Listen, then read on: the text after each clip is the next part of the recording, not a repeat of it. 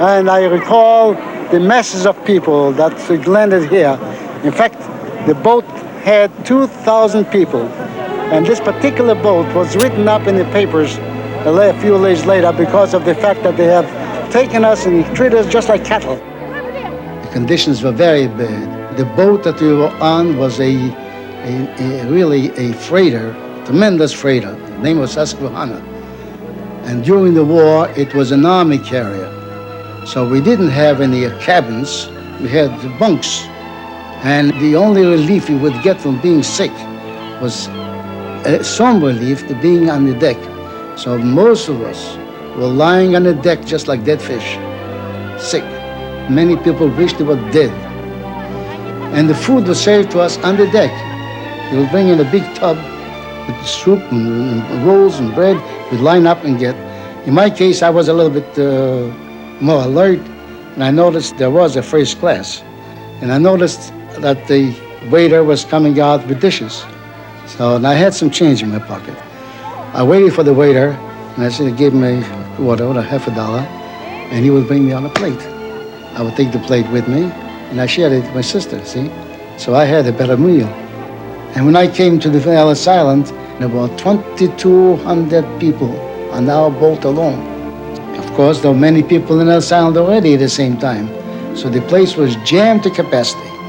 They all set it on the floor, whatever it is. And each one had a tag on his lapel, or wherever it is. Each one was pinned. And my sister was with me, Sister Minna, and my cousin Bob Riel was with us too. He was a little boy. So we got to Ellis Island. Everyone waited for a relative or anyone who would come and vouch for you. In my case, Sarah came. She came to meet us. And we were called over to the desk. I had the advantage of knowing a little English. And when the commissioner asked me, so I told him, when he started to ask me about my name, I told him I know a little English. Then he asked me something that was rather difficult. I didn't understand it. He said, I thought that you know English, you know. Maybe half a day or more. Half a day. Did you sleep out here? No. Something about. I was lived on the same day. Did you know about the Statue of Liberty before you came? Oh, sure. Were you excited when you saw it? Of course. The Statue of Liberty, the Woolworth Building, the Flatiron Building were featured in the, not Empire State, it's 1930. Oh. They were featured in the in the school geography books. So I knew all about them. I remember we used to be lined up, thousands of us lined up, sitting here on the bundles, everybody sitting on the bundles, waiting for the relatives to come. And each one was given a number, and each one was given a name. See? We're given a name. We used to carry the name on our... Are you sure yours was your real name? Because some people, they just, when they came in here, they said, what's your name? And they gave them a name, so they would give you a name or something. Right. But I knew the name. I had a spelling too. He wants to ask you a question. Yeah. When you first came here, did you think that this island was America? Oh yes, because I was going to the United States. During the First World War, there were no immigrants coming in. Right. And immediately after, I was one of them. Right. And that time there were immigrants coming in from everywhere. And the place here was so jammed up that our boat had to stand on 43rd and the West River for 3 days before we got here. And finally they got us in here, and I remember very distinctly what happened.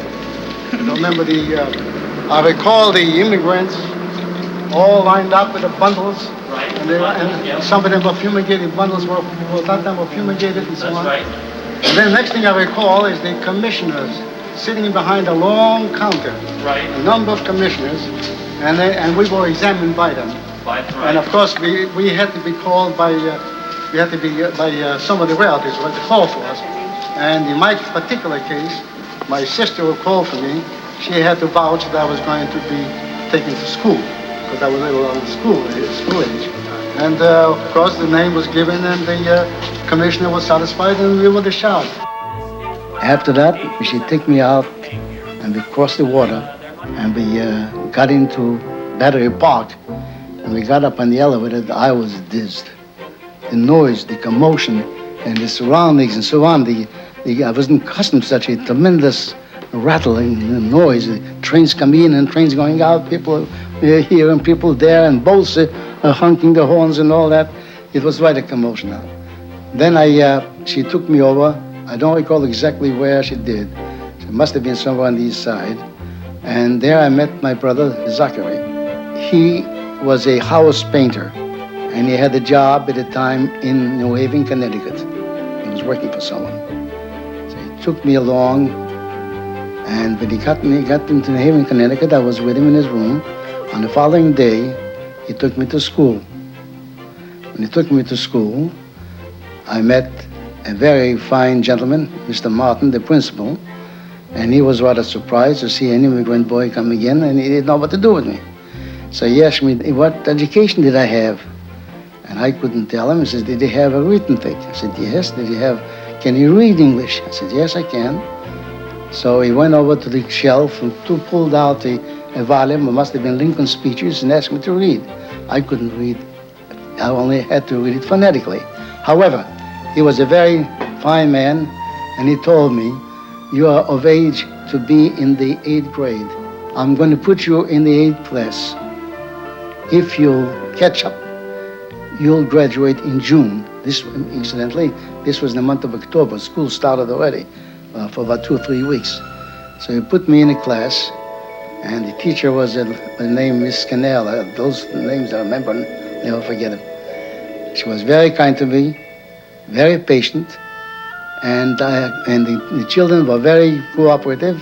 As a matter of fact, I started to socialize with them very soon. So before long, in the month of June came along, I graduated. When I graduated, just to show you how the spirit was in America, I went to say goodbye to the principal. And the principal said to me, look, you're going to go to high school. If we have a problem, come in and talk to me about it. I'll never forget it.